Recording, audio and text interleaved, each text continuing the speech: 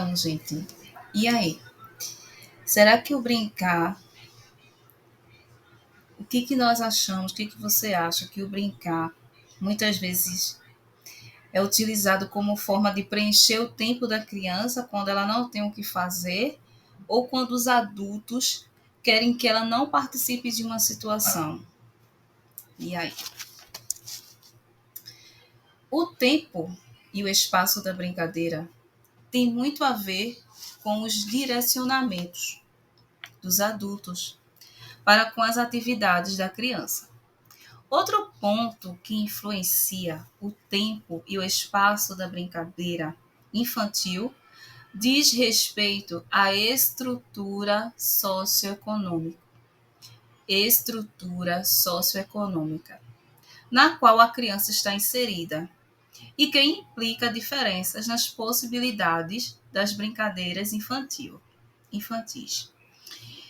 Por exemplo, algumas pesquisas que versam sobre a brincadeira de rua das crianças que vivem em situação de risco apontam-nos que elas muitas vezes brincam enquanto estão trabalhando. Na próxima unidade, dedicaremos uma sessão para tratar esse assunto, brincadeira e trabalho. Então, nesse primeiro ponto aqui, o autor está dizendo que existem dois pontos que influenciam a maneira de brincar das crianças, entre o tempo e o espaço. O primeiro ponto é o direcionamento que o adulto dá a essas brincadeiras. Qual a intenção, qual o objetivo em que um adulto ele vai falar, vá brincar. Então é um direcionamento, certo? E um outro ponto é sobre a estrutura socioeconômica em que a criança ela está inserida. E isso também influencia no tempo e espaço de brincadeira da criança. Mas à medida que a criança ela cresce, vai para a escola, vai se ampliando as relações dessa, pois os contextos são diferentes e em cada um deles ela aprende a assumir papéis específicos. Agora, ela não responde apenas enquanto filho, mas sim enquanto aluno. E isso implica pensar formas diferentes de ser e de se relacionar com as pessoas. Na escola, a criança também vai confrontar-se com outras crianças de diferentes brincadeiras, pontos de vista e diferentes condutas, numa riqueza de relações necessárias que implica o seu crescimento pessoal, que será inseparável da socialização. Dentro da diversidade dos dois contextos, ou seja, família e escola, poderão existir ainda outras situações que somente ali a criança poderia ter a oportunidade de vivenciar, uma vez que, dependendo de como estão organizadas as duas instâncias, poderá existir muita ou pouca diferença entre eles. A questão é que as crianças, enquanto brincam, estão se apropriando dos aspectos da cultura, ao mesmo tempo que aprende o que importa, o que funciona no contexto, e elas tentarão utilizá-lo no outro.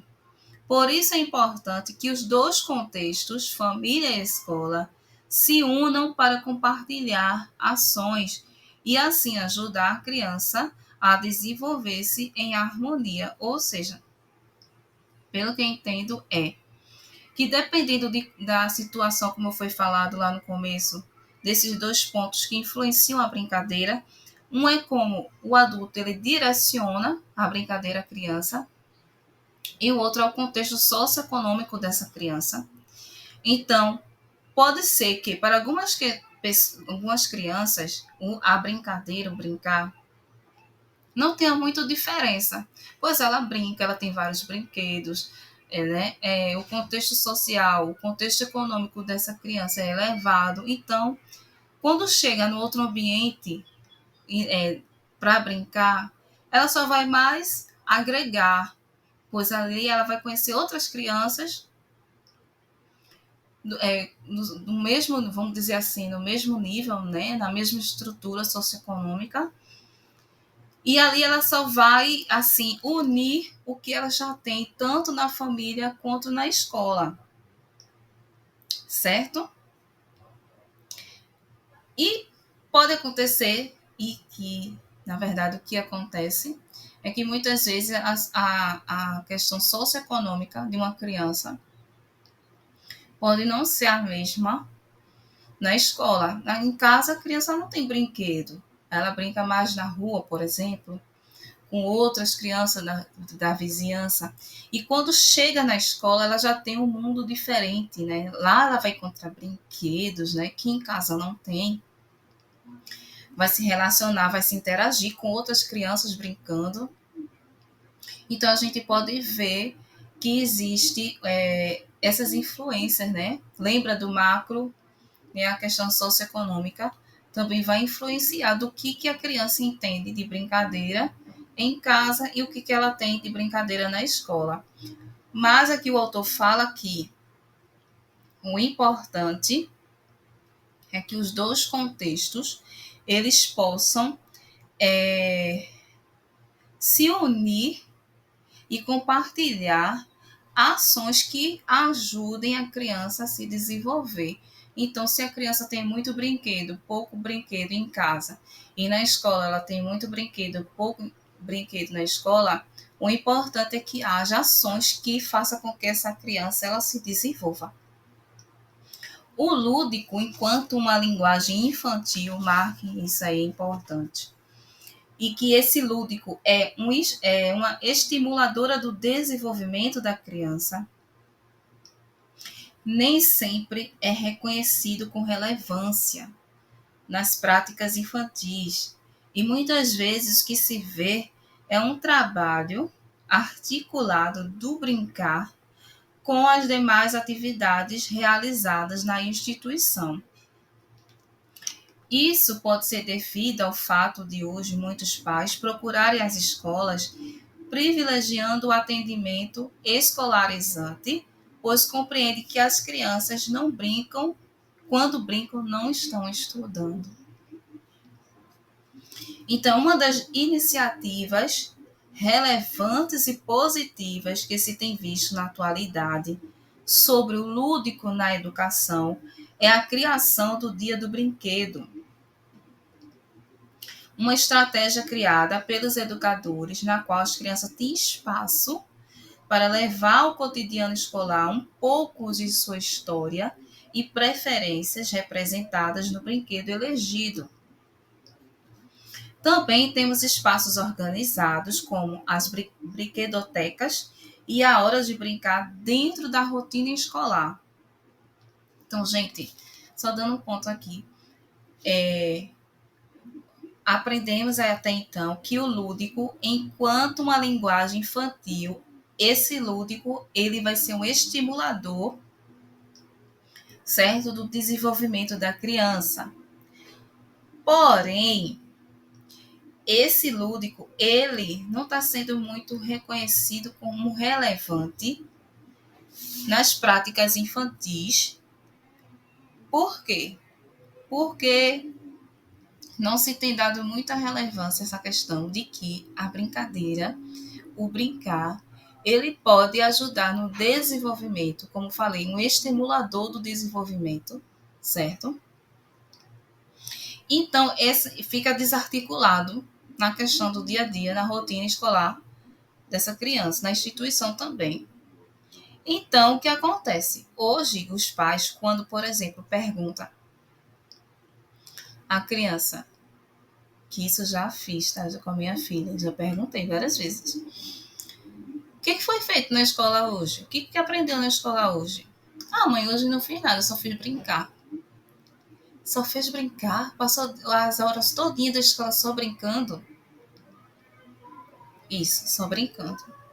Então, a ideia que se tem hoje, né, que nós estamos aprendendo que não é somente o brincar, mas que existe algo além, né? Que esse brincar vai estimular o desenvolvimento.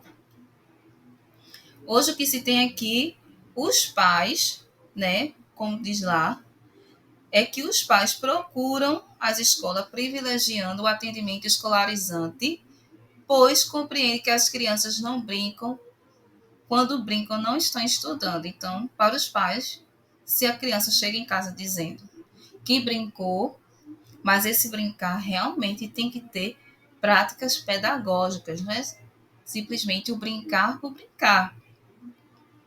A questão aqui é que esse brincar foi construído para o desenvolvimento. Por isso, a intencionalidade e o direcionamento, no caso, nesse caso aqui do professor, ele fazer com que haja, não, esse brincar aqui a criança vai aprender assim, eu vou querer que ela desenvolva assim, o objetivo dessa brincadeira é que ela conclua assim, alcance tal objetivo nessa brincadeira. Aí sim, quando a criança chegar em casa falando que brincou, mas foi para aprender algo. Então, o que se criou, né, para que se colocasse no entendimento tanto da escola quanto dos pais que a criança ela não está ali somente, ela só brincou naquele dia. Foi criado e hoje, né, na atualidade, foi a criação do Dia do Brinquedo como uma estratégia. Foi criado como uma estratégia, o Dia do Brinquedo, na qual a criança ela tem espaço para levar ao cotidiano escolar um pouco da sua história e o brinquedo que ela mais gosta. E também foi-se criado no espaço escolar as brinquedotecas e a hora de brincar dentro da rotina. Não é algo que é fora, algo específico, isolado, não. Essa rotina, essa questão do brinquedo vai estar dentro da rotina escolar. As pesquisas apontam que o reconhecimento da brincadeira enquanto um instrumento de aprendizagem e como parte do processo educativo é aceito entre os educadores da maioria dos países. Apesar de existirem diferenças no entendimento e na interpretação do conceito, em algumas sociedades, as crianças pequenas têm menos oportunidades de exercer esse direito do que as crianças do mundo industrializado. Isso porque vivem numa sociedade rural, então elas interagem com menos crianças e os seus pais estão sempre envolvidos com ocupações e também não têm tempo para brincar com as crianças. Para Kramer 2003, o brincar dentro do contexto escolar implica também um trabalho de formação cultural. Para a autora, a escola é considerada instância de formação cultural que tem como desafio construir uma proposta político-pedagógica na qual se deve prever o espaço da cultura e, dentre as atividades, aquelas que objetivam o resgate das tradições, brincadeiras infantis antigas, cantigas, jogos tradicionais. A criança de hoje pode ter novas brincadeiras, mas não pode negar sua cultura. E falar das brincadeiras é falar da sua história, que é a história das crianças. Um espaço reservado à criança enquanto cidadã é aquele no qual o brincar é reconhecido enquanto expressão e aprendizagem infantil, no qual ela começa a incluir-se na cultura, brincando, por exemplo, de ser gente grande. Seja em casa, nas praças e parques, seja na escola. O brincar é e deve ser direito de toda criança. Então, a gente viu aí que a autora ela diz que a escola é considerada a instância de formação cultural. Gente, quem aqui já não brincou de barra-bandeira, de queimado, de pega-pega, tantas brincadeiras antigas que hoje eu olho assim, faz falta. Eu acredito que ainda existam lugares, sim, que a gente possa ver crianças brincando disso, minha gente. Brincadeiras que a gente não pode perder essa essência, né? Como foi falado aqui pela autora, que pode sim existir novas brincadeiras, por que não? Mas a gente não pode perder a nossa cultura, a gente não pode perder o que foi de lá de trás, fazer com que nossas crianças entendam mas como eram as brincadeiras. Me lembrei agora do avô e de Paulinha. Como eram as brincadeiras de antigamente, né, do nosso tempo, como eram as brincadeiras. Gente, então a gente não pode fazer com que as crianças percam essa essência. Precisamos sim falar das cantigas, das músicas antigas. Isso tem que ser proposta pedagógica. É um desafio, mas tem que ser uma proposta pedagógica importante. Formação cultural.